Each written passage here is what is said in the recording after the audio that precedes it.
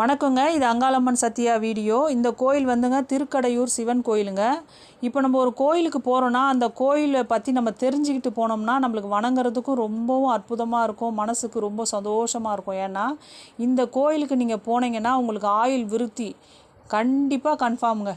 எப்படி நான் சொல்கிறேன்னா, அந்த கோயிலில் சிவன் என்ன பண்ணியிருக்காருன்னா, தன் பக்தன் மார்க்கண்டேயனுக்காக யமனையே வந்து இடது காலால் எட்டி உதச்சி அவரையே சம்ஹாரம் பண்ணியிருக்காருன்னா, அப்போ தன் பக்தனை காப்பாற்றுறதுக்கு இப்போவும் சிவன் வந்து அவர் சொல்கிறது என்னென்னா, என்னுடைய அனுமதி இல்லாமல் என் பக்தரை நீ தொட்டேன்னா எந்த நேரத்துலையும் உன்னை திரும்பவும் சம்ஹாரம் பண்ணுவேன் அப்படின்னு சிவன் வந்து சொன்னதாக அந்த கோயிலில் சொல்கிறாங்க. அப்படிப்பட்ட தல வரலாறு கொண்டதுங்க. இங்கே பாருங்கள், யமதர்மன் வந்து எருமகடா வாகனத்தில் நின்றுட்டு அப்படியே பயபக்தியோடு வணங்குறாரு சிவனை. சிவன் எத்தனை கைகள் எடுத்து விஸ்வரூபம் எடுத்து இடது காலால் எட்டி உதச்சி சூலாயுதத்தை ஏந்தி நிற்கிறாரு பாருங்கள். எதுக்காகனா தன் பக்தனுக்காக. தன் பக்தனை தன் அனுமதியின்றி நீ தொடக்கூடாது அப்படின்றது சிவனோட வாக்கு.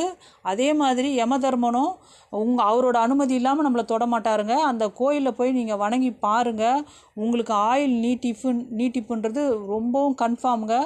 அதோட அந்த கோயிலில் வந்து மூலவர் வந்து அமிர்தகடேஸ்வரராகவும் அம்மா வந்து அபிராமி அம்மையாகவும், உற்சவர் தான் வந்து கால சம்ஹார மூர்த்தியாகவும் இருக்கார். கால சம்ஹார மூர்த்தினா யமனை தான் காலன்னு சொல்லுவாங்க.